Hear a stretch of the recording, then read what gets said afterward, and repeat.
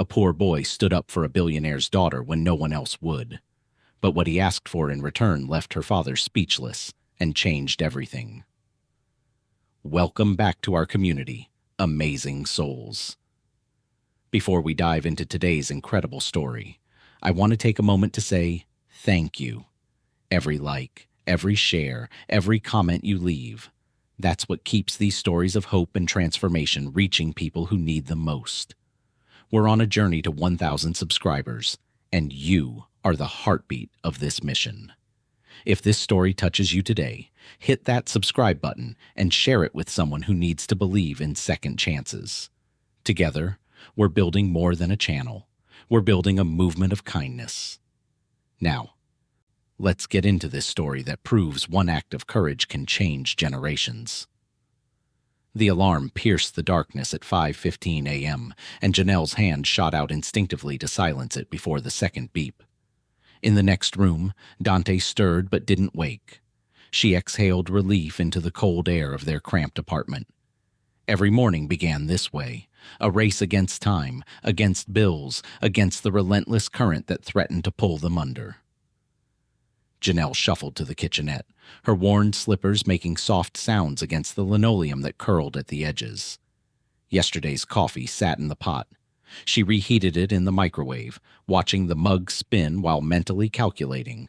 Rent was due in 6 days. Dante's school field trip permission slip requested $20 she didn't have. And the diner paycheck wouldn't clear until Friday. She pulled Dante's school uniform from the drying rack, the navy pants with the fraying cuffs, the white polo shirt she'd scrubbed by hand the night before.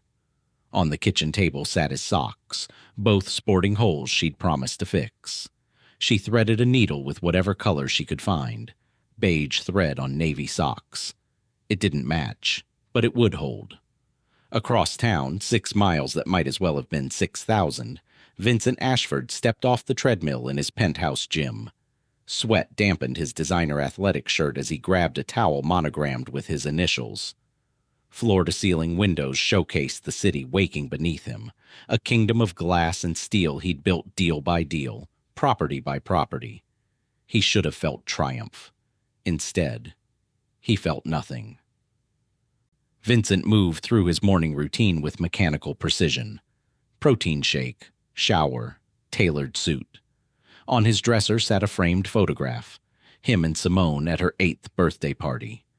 The picture had been carefully cropped. His ex-wife's arm around Simone's shoulder ended abruptly at the frame's edge, as if she'd never existed at all. His phone buzzed. Sarah, his assistant. Reminder, Simone arrives at 9 a.m. for weekend custody. Vincent stared at the message. Every other weekend, court mandated quality time with a daughter who felt more like a stranger each visit. "Mama?" Dante's voice called from the bedroom. "You up?" Janelle smiled despite her exhaustion. "I'm up, baby. Come here for a minute before you get dressed." Dante emerged in his pajamas, too small now, riding up his ankles, and climbed into the kitchen chair. Janelle held up his socks, needle poised. "Why can't we just buy new ones?" Dante asked, the question innocent but loaded with everything he was beginning to understand about their life. Janelle's hands paused. She looked at her son, 11 years old with eyes that had seen too much worry for his age. "Because we fix what we have and make it last," she said gently. "That's what strong people do. We don't throw things away just because they're broken or worn. We make them work." Dante nodded slowly, absorbing the lesson the way he always did. Seriously, thoughtfully. "Like you fixing the toaster with tape." "Exactly like that." She grinned and ruffled his hair. "Now go brush your teeth. We've got 15 minutes. At 9:03 a.m., Vincent's doorbell rang. He opened it to find Simone standing with her overnight bag. Her mother's car already pulling away from the curb. 12 years old and already carrying herself with the careful neutrality of someone used to disappointment. "Hey, sweetheart." Vincent reached for a hug. Simone allowed it, her body stiff. "Hi, Dad." "How was your week? How's school?" He gestured her inside the penthouse, 1,500 square feet of minimalist luxury that Simone never seemed comfortable in. Fine. She set her bag down. Vincent's phone rang. He glanced at the screen. The Richardson deal, the one he'd been chasing for months. I'm sorry, I have to take this. It'll just be 2 minutes. Make yourself at home. Simone watched her father walk to his office, phone pressed to his ear, already deep in negotiation. She'd heard 2 minutes before. It usually meant an hour. She sat on the leather couch and pulled out her phone, the silence of the penthouse swallowing her whole. 2 families, 2 different battles, 1 soccer field where everything would change. If you've ever felt overlooked or underestimated, this story is for you. Stay with me. You won't believe where this goes. Saturday afternoon sunlight slanted across Riverside Park, turning the patchy grass golden. Janelle sat on a weathered bench near the soccer field, her phone pressed to her ear while Dante kicked his worn ball back and forth, practicing moves he'd learned from YouTube videos. I understand it's short notice, Mrs. Chen, Janelle said into the phone, her voice carefully professional despite her exhaustion.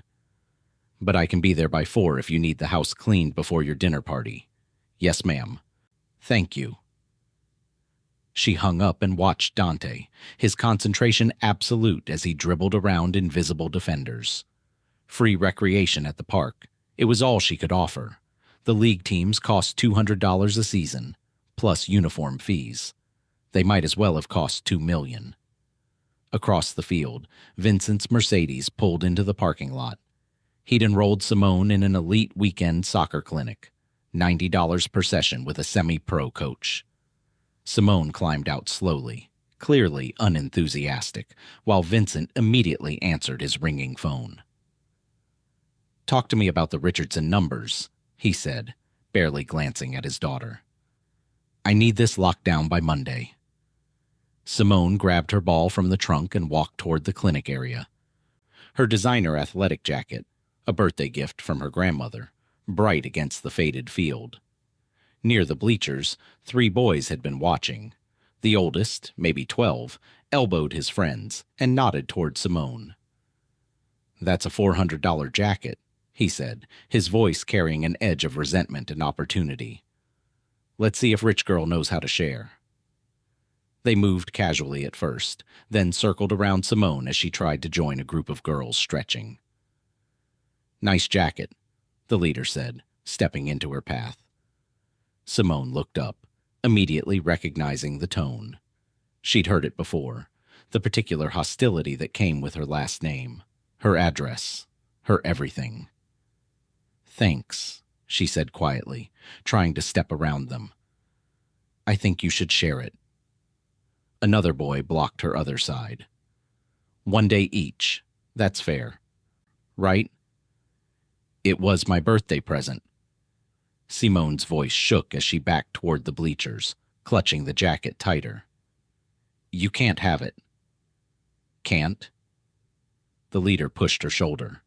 Not hard enough to be obviously violent, but enough to make her stumble. Please, just leave me alone. Simone's eyes darted around, looking for her father. He was 50 yards away, pacing, phone still pressed to his ear, completely oblivious. Give us the jacket, the biggest boy demanded, reaching for her zipper. Simone twisted away and lost her balance, falling hard onto the rough asphalt near the bleachers. Her knee scraped open, blood immediately welling up. The pain shocked her into tears. Dante saw it happen. He'd been taking a water break, glancing toward his mother to see if she'd noticed his perfect corner kick. Instead, he saw the 3 boys. The girl on the ground crying, the adults all too far away or too distracted.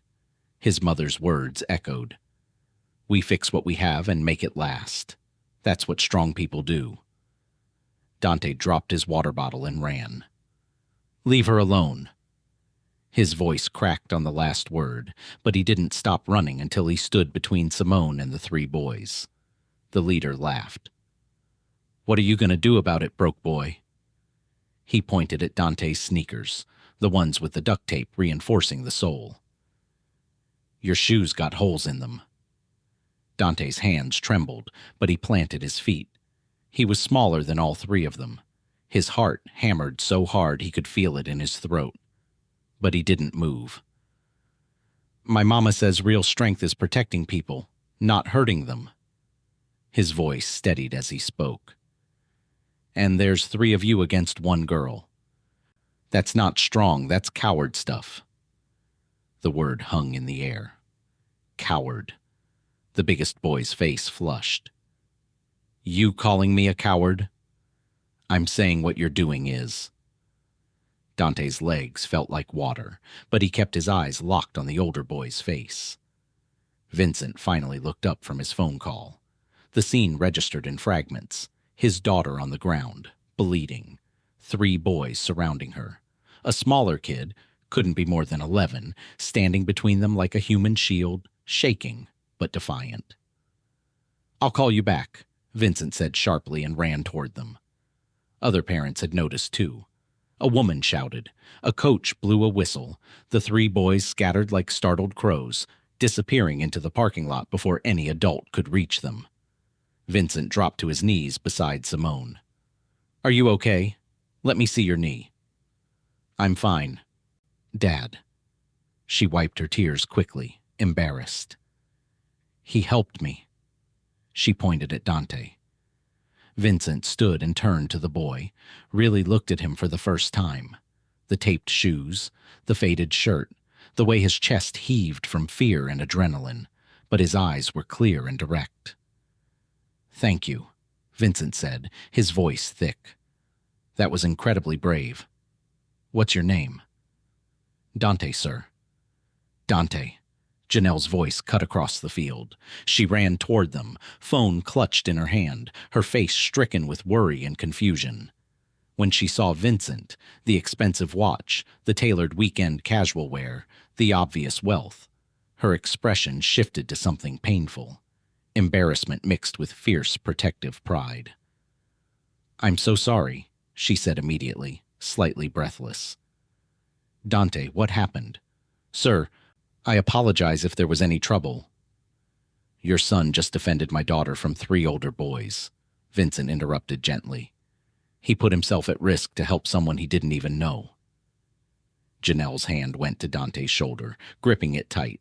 She looked down at her son, seeing the tremor still in his hands, the courage still bright in his face. Vincent couldn't look away from them.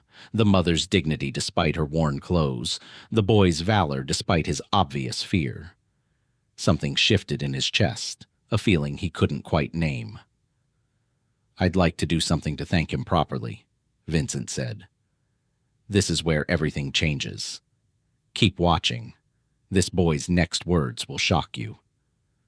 Vincent cleared his throat, suddenly uncertain. An unfamiliar feeling for a man who negotiated million-dollar deals before breakfast. I'd like to get your contact information, he said to Janelle, to properly thank Dante. Maybe we could... That's really not necessary, Janelle interrupted, her spine straightening. Pride, sharp and protective, flashed across her face. She knew how this worked. Rich people didn't just give without expecting something back. Daddy, please. Simone tugged Vincent's sleeve, her eyes still red from crying. He saved me. Vincent looked at his daughter, really looked at her, and saw something he hadn't seen in months. She was present, engaged, not the distant, polite stranger who visited every other weekend. Nothing fancy, Vincent said quickly, turning back to Janelle. Just dinner, wherever you'd be comfortable. I'd like to thank him properly. Janelle's jaw tightened. She glanced at Dante, who was watching her with those serious eyes, waiting to follow her lead like he always did. Please, Mama, Dante said quietly. She exhaled slowly, then pulled out her phone. One dinner. That night, after Dante fell asleep, Janelle sat at their kitchen table staring at Vincent's text message. How about Wednesday at Marino's? 6 p.m., kid-friendly, casual. My treat. She typed and deleted 3 responses. Her sister's voice echoed in her head from a call earlier. Rich people don't do things for free, Nell. What does he want? That was the question, wasn't it? What did he want? But when she'd tucked Dante in, he'd whispered, Simone seemed really nice, Mama. I'm glad we're going to have dinner with them. His hopeful face decided it. Whatever Vincent Ashford wanted, she'd deal with it. But she wouldn't let anyone make her son feel small. Wednesday arrived with agonizing slowness. Janelle counted bills from her emergency fund, the coffee can hidden in the back of the kitchen cabinet. $43.16. She took 20. At the thrift store downtown, she found a button-down shirt in Dante's size. Light blue, barely worn, only $5. She spent another $3 on a matching belt. When Dante tried them on, he looked at himself in their bathroom mirror with unusual attention. Mama, why are we trying so hard? Janelle knelt beside him, adjusting his collar. We show respect by presenting our best selves, she said carefully. But we never pretend to be something we're not. You understand the difference? Dante nodded slowly. Like fixing my socks instead of throwing them away. Exactly like that. She smiled and kissed his forehead. You wear this nice shirt. You use your good manners. But you don't apologize for who you are. Not to anyone. Ever. Marino's was a family-friendly Italian restaurant with red checkered tablecloths and crayons for kids. Vincent had chosen carefully. Nice enough to show respect, casual enough not to intimidate. He and Simone arrived first. Vincent fidgeted with his napkin, feeling absurdly nervous. When Janelle and Dante walked in, Vincent noticed details he'd missed at the park. How Janelle held herself with quiet dignity despite her obviously limited wardrobe. How Dante walked close to his mother's side, but with his shoulders back. Brave. The first 10 minutes were excruciating. Adults made painful small talk about weather and traffic. Everyone was too careful, too polite. The space between their worlds felt like a chasm neither knew how to cross. Then Simone asked Dante, Do you play soccer a lot? Whenever I can get to the park, Dante said. I watch videos to learn moves. There's this one guy who does these amazing corner kicks. Oh my gosh, Soccer Pro 23? Simone's face lit up. I watch him too. Did you see his last video about... The children's conversation flowed effortlessly, comparing favorite players, debating strategies, laughing at shared references. Janelle and Vincent watched in surprised silence as the awkwardness dissolved around their children's easy connection. They're good kids, Vincent said quietly. Yes, Janelle agreed, her guard lowering fractionally. They are. Dinner arrived. Spaghetti and meatballs, pizza, garlic bread. The food was good. The conversation became easier. Simone made Dante laugh. Dante showed Simone a card trick. After the plates were cleared, Vincent set down his water glass with deliberate care. He looked at Dante with unexpected seriousness. Young man, he said formally, and the table quieted. What you did on Saturday took real courage. Most adults wouldn't have done what you did. I'd like to give you a reward, anything you want. He paused. A new bike, video games, you name it. Janelle's hand tightened around her fork. Here it comes, she thought. The moment where her son asks for something, and this man makes her feel like a charity case. Dante looked at his mother's hands resting on the table. Calloused, work-worn. The skin cracked around the knuckles from cleaning chemicals. He saw the new shirt she'd bought him. He remembered the reheated coffee, the darned socks. The way she calculated bills in her head while pretending everything was fine. Everyone waited. Vincent smiled, expecting a child's wish for toys. Simone watched curiously. Janelle held her breath. Dante thought carefully, the weight of the moment settling on his young shoulders like an unfamiliar coat. The room held its breath. What comes next changed two families forever. You need to hear this. Dante's voice came out clear and certain, cutting through the hushed anticipation. Teach my mama how to build something that lasts. Vincent blinked. I'm sorry, what? Like you build buildings that stay up forever. Dante's gaze moved from his mother's hands to Vincent's face. She works so hard, but we still don't got nothing that stays. The toaster breaks and she tapes it. My shoes get holes and she patches them. Every month we're just fixing things that fall apart. He swallowed hard. If she knew how to build stuff like you, maybe she wouldn't be so tired all the time. Maybe we could have something that lasts. The silence that followed was absolute. Janelle's face drained of color. Dante, honey, that's not... You can't ask... Her voice cracked with mortification. Vincent's eyes filled with tears. He tried to blink them away, tried to maintain the composure that had carried him through boardrooms and negotiations and the dissolution of his marriage. But this 7-year-old boy had just articulated something Vincent had spent a decade trying to outrun. Legacy isn't accumulation. It's creating lasting value. A tear escaped down Vincent's cheek. He wiped it away roughly, but more followed. Mr. Ashford, I'm so sorry, Janelle started, her voice tight with embarrassment. He doesn't understand what he's asking. We should go. Don't. Vincent's hand shot up, stopping her. His voice came out raw. Don't apologize. Please. He looked at Dante with something like awe. Your son just taught me something I forgot years ago. He turned to Janelle, and the words came in a rush, unplanned and entirely sincere.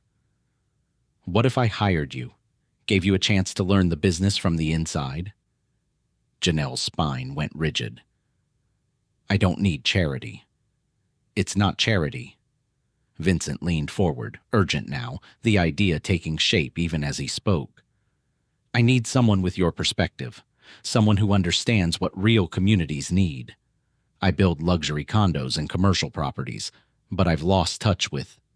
He gestured helplessly. With this, with what matters to regular families, what they need, what they're fighting for. I don't have a college degree. Janelle's voice was defensive, building walls. I got my GED when Dante was 2. I clean houses and wait tables. I don't know anything about real estate or business or... I have 50 employees with MBAs who can't see past spreadsheets, Vincent interrupted. They optimize profit margins and analyze market trends, but they don't understand people. Not really. He looked at her intently.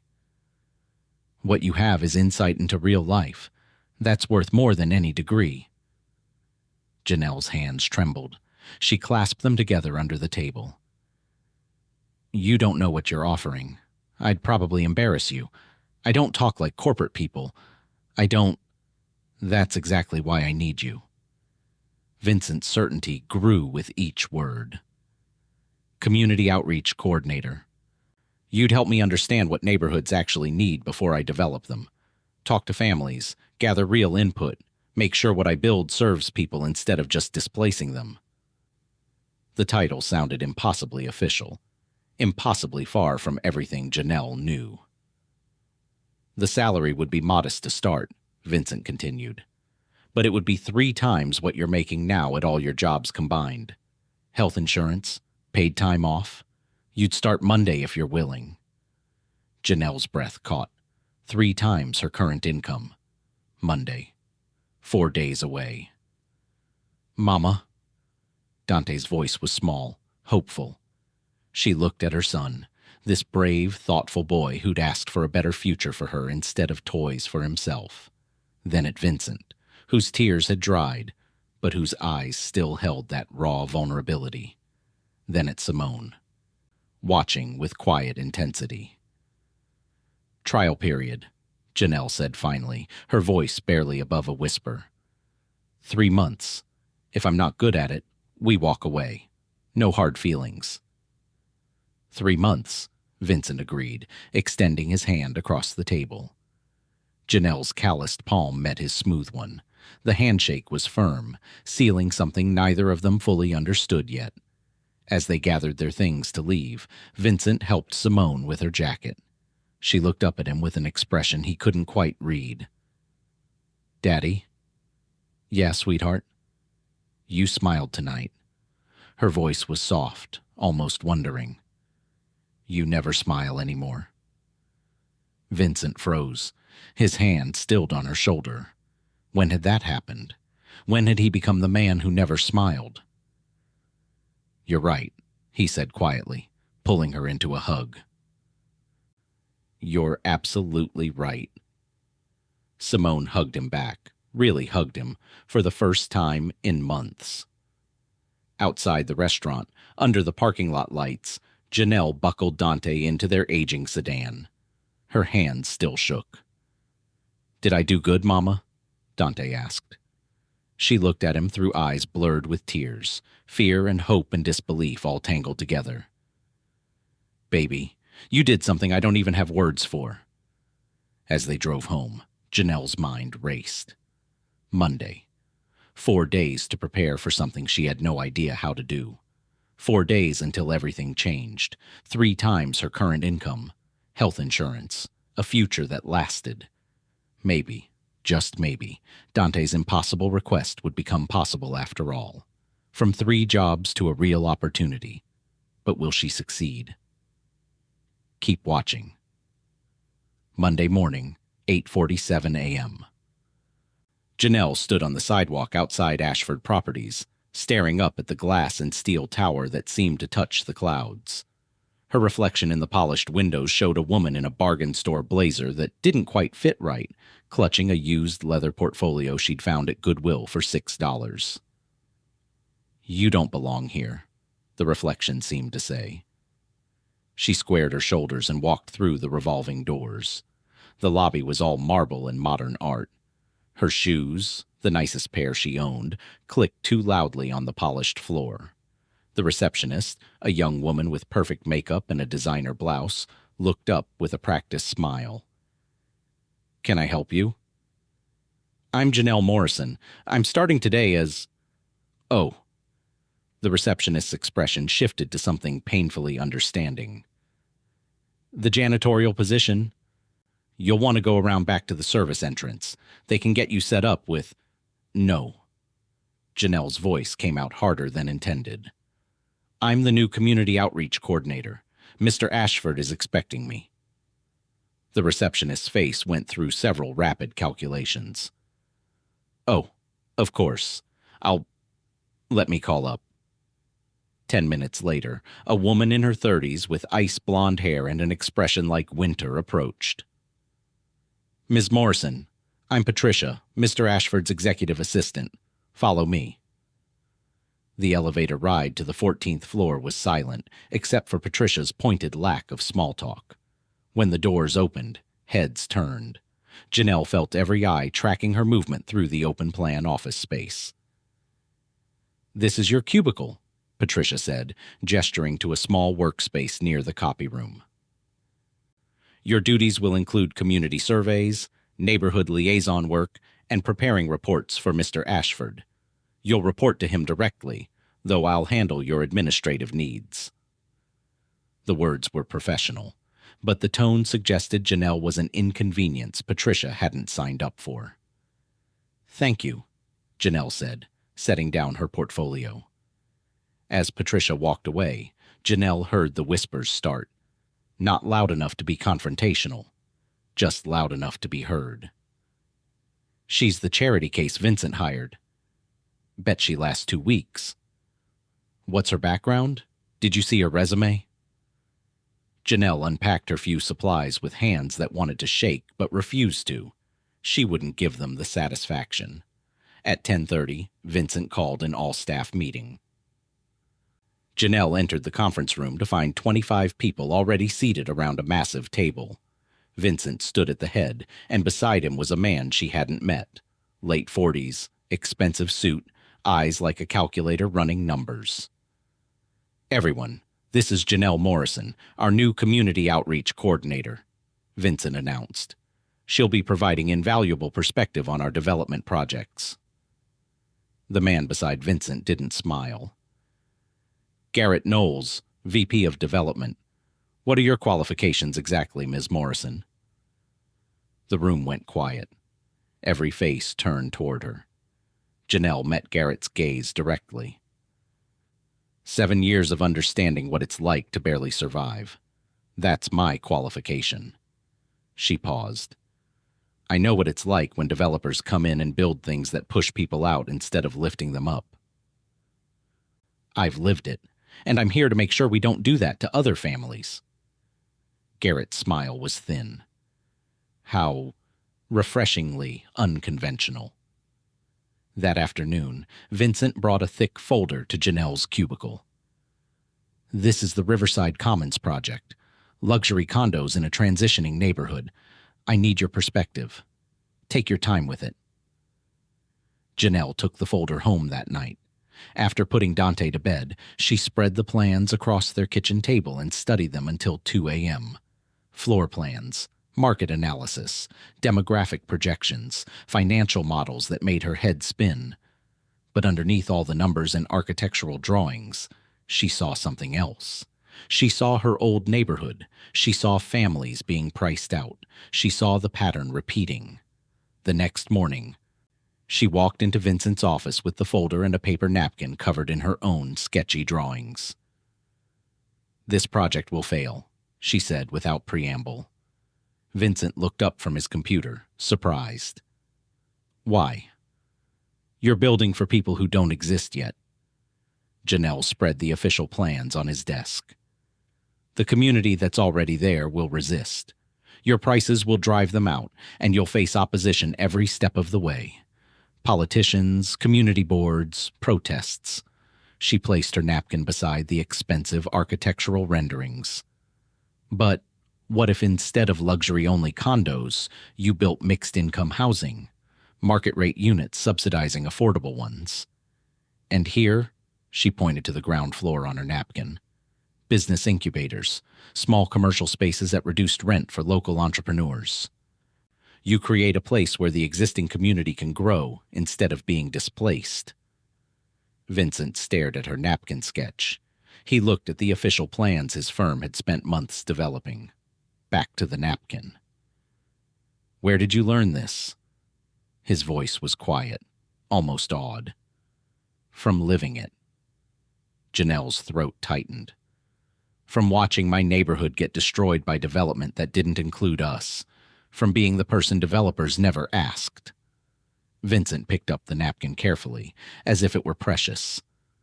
My consultant spent $200,000 on this project proposal, and you just solved the problem they couldn't crack in 6 months.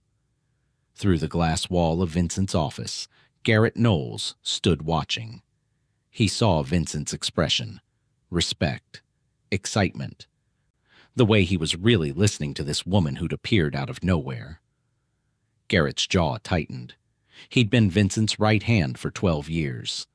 And now this cleaning lady with a napkin sketch was getting the look Garrett used to get. The look that said Vincent had just found something valuable. Garrett turned away from the window, his mind already calculating. She's proving them all wrong, but someone's watching closely. This gets intense. 3 months passed like a storm. Intense, transformative, exhausting.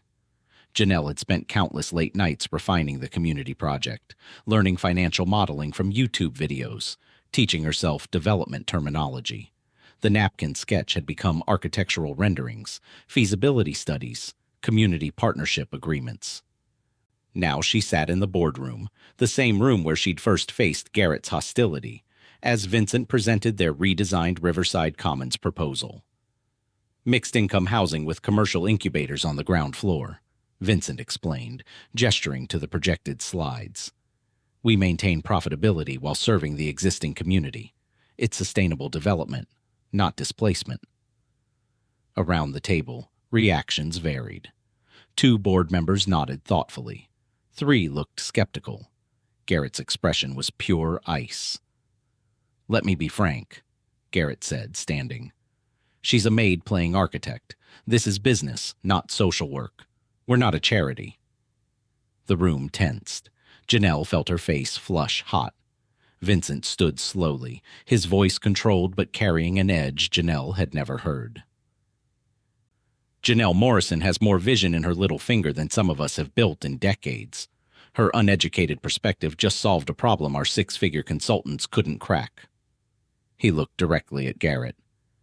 And if this board lacks the courage to innovate, I'll greenlight this project with my personal funds. The silence was absolute. All in favor? The board chairman asked carefully. The vote was 7-5. Narrow, but enough. Janelle exhaled shakily. Vindicated. But when she caught Garrett's gaze across the table, the cold calculation in his eyes told her she'd made a dangerous enemy. Outside the boardroom, Vincent squeezed her shoulder. You did it. We did it, she corrected quietly. Weekends had taken on a new rhythm. What started as occasional thank-you dinners had evolved into standing Saturday plans. Dante and Simone were inseparable now, texting constantly, teaching each other card games, arguing about soccer strategies like siblings. Vincent was different too. Present, asking questions, actually listening to answers. One Saturday, Janelle invited them to her neighborhood, the place she'd left behind for a slightly better apartment across town. They walked the cracked sidewalks past corner stores with iron bars, community gardens tended by elderly neighbors, kids playing handball against brick walls. Vincent saw it all with new eyes. Not poverty to be pitied, but community to be understood. People surviving, thriving even, with dignity and strength despite impossible odds.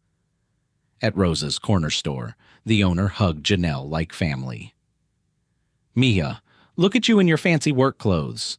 She turned to Vincent and the kids. This one? She used to come in here with quarters saved up for bread. Now look. Vincent saw Janelle's embarrassment and Rosa's fierce pride colliding. Later, sitting on a bench while the kids played basketball with neighborhood teens, Vincent spoke quietly. My marriage failed because I chose work over family. He watched Simone laughing, unguarded in a way she never was at his penthouse. I'm trying not to make the same mistake with her. Janelle studied his profile, this man who'd given her a chance when no one else would. Trying is what matters, she said gently. Showing up is what matters. She sees you now. That's what counts. Vincent's throat worked. Thank you for everything.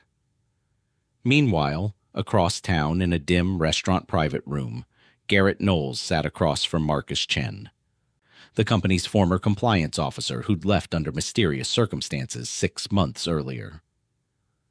The Riverside project she's working on, Garrett said carefully. If she digs deep enough into our old files, she'll find the shortcuts we took on the original proposal, the environmental assessments we skipped, the community input we fabricated. Marcus's expression was grim. That could trigger investigations? Lawsuits? Exactly. Garrett sipped his scotch.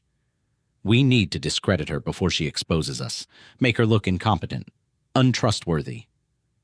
How? Garrett smiled. Leave that to me. Thursday evening, Janelle stayed late finishing a report. Most of the office had emptied. She packed her bag, exhausted, ready to pick up Dante from her sister's place. She didn't notice Garrett emerging from the shadows near her cubicle after she left. Didn't see him slip confidential financial files, documents marked internal use only, into the side pocket of her bag that she'd left unzipped. Didn't know he'd already sent an anonymous email to HR. Information leak. Check Jay Morrison's belongings. Friday morning would bring everything crashing down. Just when things are looking up, someone's working against her. You won't believe what happens next. Friday morning, 9:15 a.m. Janelle was summoned to HR. Security footage shows you accessing restricted files, the HR director said, her tone apologetic but firm. She pushed a manila envelope across the desk. These were found in your bag during a routine compliance check. You're suspended pending investigation. The room tilted. I didn't take those. I would never. Garrett appeared in the doorway, his face arranged in perfect concern. I vouched for you, Janelle. How could you? The words hit like a physical blow. That afternoon, sitting in her car in the parking garage, Janelle stared at her phone. Everything she'd built in 3 months. Gone. She dialed Vincent's number with shaking hands. I think it's best if I resign, she said when he answered. To protect Dante from the scandal. To protect you. Absolutely not. Vincent's voice was steel. We'll figure this out. I promise you. But how could they? The evidence was there. The files were real. That evening, Vincent was awakened by crying. He found Simone sitting up in bed, tears streaming down her face, trembling. Sweetheart, what's wrong? Bad dream? Daddy. Her voice broke. I saw something. I have to tell you. But Uncle Garrett said if I told anyone, nobody would believe a kid. Vincent's blood went cold. Tell me everything. Through hiccuping sobs, Simone explained. She'd been at the office Thursday evening, waiting for Vincent to finish a call. She saw Garrett near Janelle's cubicle, looking around nervously, slipping papers into the bag Janelle had left behind. He saw me watching, Simone whispered. He smiled and said it was just a joke, that I shouldn't worry adults with kid stuff. Vincent pulled her close, rage building in his chest like a wildfire. You did nothing wrong. Thank you for telling me. At 7 a.m. Saturday, Vincent cornered Garrett in the parking garage before the office opened. I know what you did. Garrett's face went carefully blank. I don't know what you're... Simone saw you, Thursday night, planting files in Janelle's bag. For a moment, Garrett considered denying it. Then his expression hardened. She's a threat to everything we've built. She's been digging into old project files. Soon she'll find the Riverside shortcuts, the fabricated community input, the skipped environmental reviews. We'd face lawsuits, investigations. So you framed her? I protected us. Vincent's voice dropped to barely above a whisper. Get out. You're done. Security will escort you by Monday. If you contest this, I'll make sure every regulatory agency knows about those shortcuts. By noon, Vincent had called an emergency board meeting. Janelle's name was cleared. Garrett's resignation was announced as pursuing other opportunities. Janelle was driving home, crying with relief, when her phone rang. Ms. Morrison, this is Dante's school. He collapsed during recess. Severe abdominal pain. The ambulance is taking him to County General. Everything else disappeared. Janelle's foot slammed the accelerator. The emergency room was chaos. A doctor with kind eyes, but terrible news. Ruptured appendix. We need to operate immediately. Janelle signed consent forms with numb fingers. They wheeled Dante away, and she collapsed in the waiting room chair, suddenly calculating costs. Emergency surgery. Hospital stay.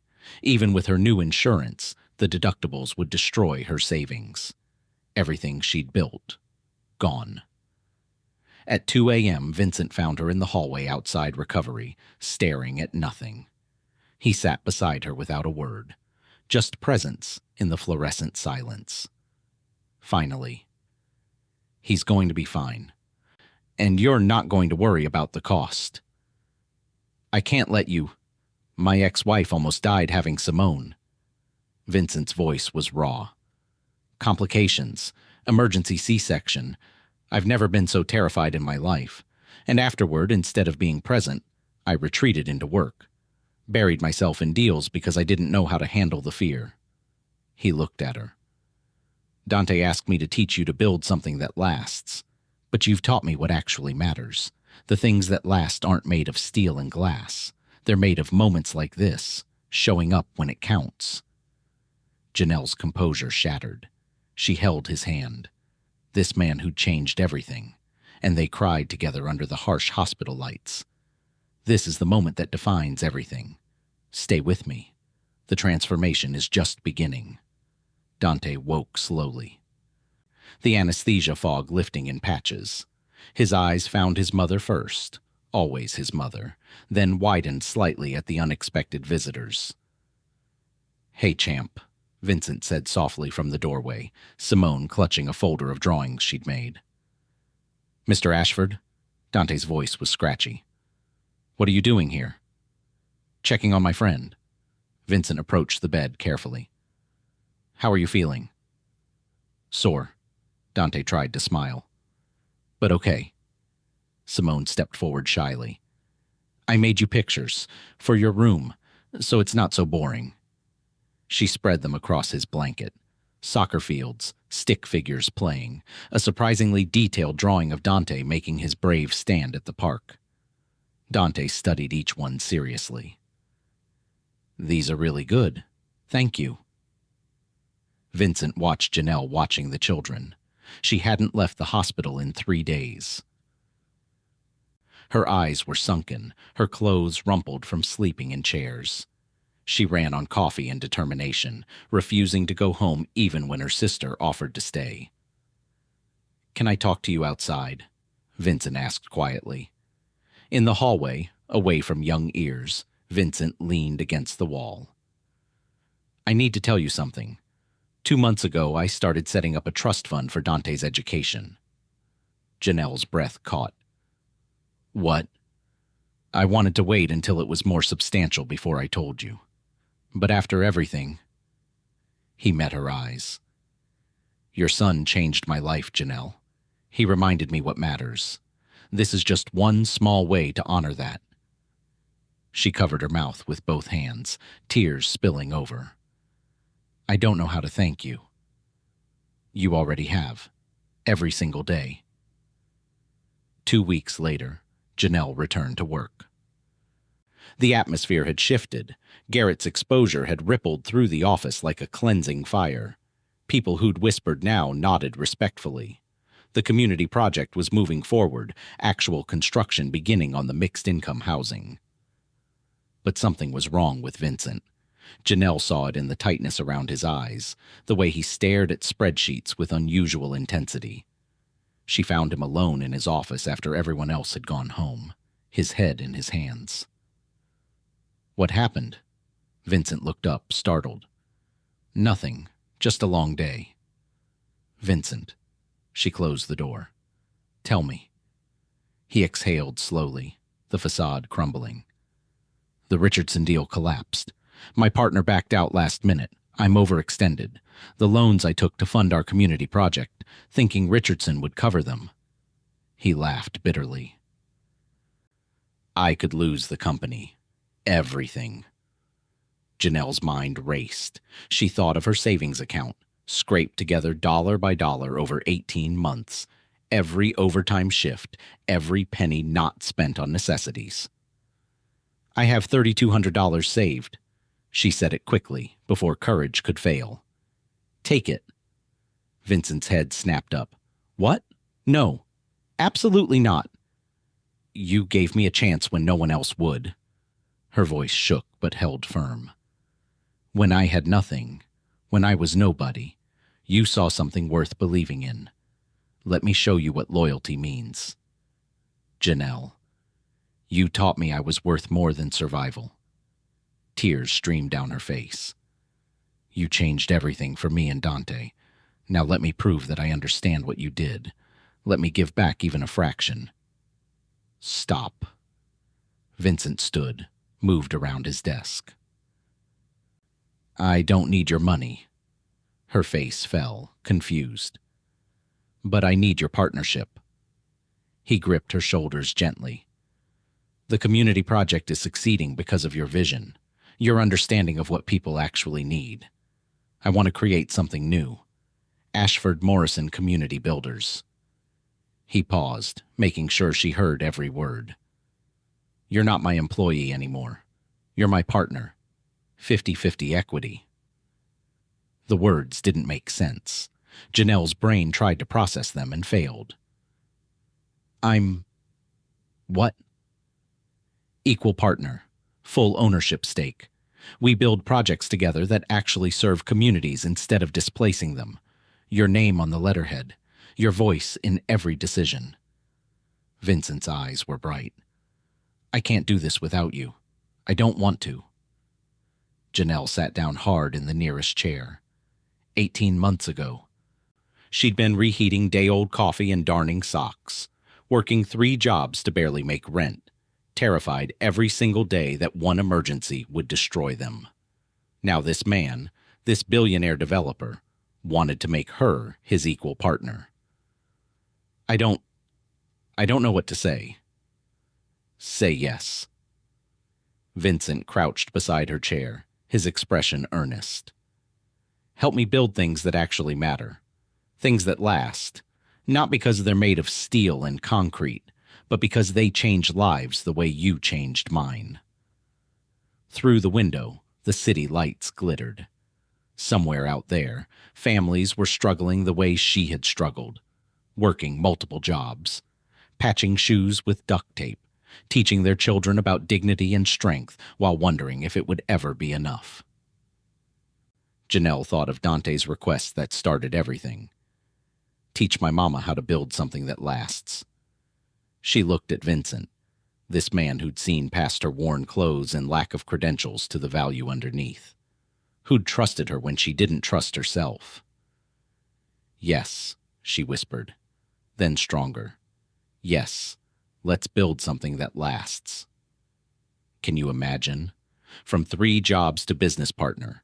If this moves you, hit that like button right now. 18 months after that afternoon on the soccer field, Janelle stood before a crowd of hundreds, looking up at the building that bore her son's name. Morrison Community Village. The mixed-income housing complex rose 6 stories, its ground floor already home to a coffee shop owned by a formerly homeless veteran, a childcare center with sliding-scale fees, and a technology training center offering free classes. 40% market rate units, 60% affordable housing, 0 displacement, the first of its kind in the city. Cameras flashed, news crews positioned their equipment, city officials sat in the front row, behind them hundreds of community members, some who'd fought alongside Janelle for this project, others who'd soon call this place home. Vincent stepped to the podium, Janelle at his side. He gripped the edges, visibly emotional. 18 months ago, he began, his voice carrying across the crowd. My daughter was in trouble. A boy I'd never met, who had every reason to mind his own business, stepped in to protect her. He was smaller than the kids threatening her. His shoes had holes. He was terrified. Vincent paused. But he stood up anyway. The crowd was silent, leaning forward. I invited him to dinner to thank him. I offered him any reward he wanted. Toys, games, whatever a 7-year-old might dream of. His voice cracked. Instead, Dante looked at his mother's tired hands and said, Teach my mama how to build something that lasts. Murmurs rippled through the audience. Several people wiped their eyes. I thought I was successful, Vincent continued.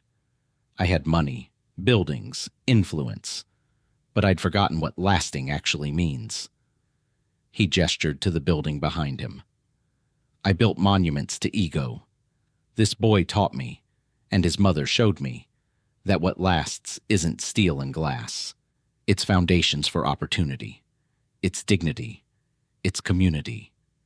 He turned to Janelle, his eyes bright with tears. Today, I'm announcing the Dante Morrison Scholarship Fund for children of single parents. 50 full college scholarships annually. His voice strengthened. Because talent exists everywhere, opportunity doesn't. Until now. The crowd erupted in applause. Janelle covered her mouth, overwhelmed. Vincent stepped back, offering her the microphone. Her hands shook as she gripped it, looking out at the sea of faces. People like her, people who'd struggled, people who'd been overlooked. She found her voice. My son stood up when someone needed help, she said quietly. Mr. Ashford stood up when my family needed hope. Today, we stand together proving that kindness isn't weakness. It's the strongest foundation of all. She gestured to the building. This isn't just housing. It's proof that when we build together, across every barrier society creates, we build something that truly lasts. Every family here was chosen not by their bank account, but by their need and their potential. Her voice broke. Because I know what it's like to have potential nobody sees, until someone does. The applause was thunderous. Dante and Simone stepped forward together, scissors in hand, facing the ceremonial ribbon. They looked at each other, grinned, and cut. Cameras flashed like stars. The first families began moving toward the entrance. Mothers with children, elderly couples, young professionals, veterans, immigrants. The community Janelle had fought for. The community she'd built. After the ceremony, as the sun painted the sky orange and pink, Vincent, Janelle, Dante, and Simone sat on a bench across the street, watching the building's lights flicker on. "Daddy," Simone leaned against Vincent's shoulder. "Are you happy now?" Vincent looked at Janelle, this woman who'd transformed his understanding of success, at the building they'd created together, at both children who'd somehow taught the adults what mattered most. "Yes, sweetheart," he said softly. "I finally am." Janelle watched Dante and Simone start a game of tag around the bench, their laughter echoing off brick and concrete. She thought back to that soccer field, the fear in her son's eyes, the courage in his stance, the impossible question he'd asked. Teach my mama how to build something that lasts. One moment of courage, one impossible question, one man willing to listen, two families forever changed. She leaned back, exhausted and exhilarated, watching the sun set over what they'd built. Not just a building, a foundation, a legacy. A promise to every struggling family that someone saw them, someone believed. Sometimes the smallest act of courage ripples into waves of transformation. Sometimes what looks like an ending is just the beginning of something greater. Sometimes the richest things in life can't be bought. They can only be built, one moment of kindness at a time. This is what one act of courage can build. If this story touched your heart, we need you to do 3 things right now. 1. Smash that like button. 2. Share this story with someone who needs to believe in second chances. 3. Subscribe and join our journey to 1,000 subscribers. Comment below. What would you ask for if given one opportunity to change your life? Your story matters. Your voice counts. Together, we're not just sharing stories. We're building a community that believes kindness changes everything. Thank you for being here. Thank you for believing. See you in the next story, where we'll prove once again that hope is always stronger than hardship.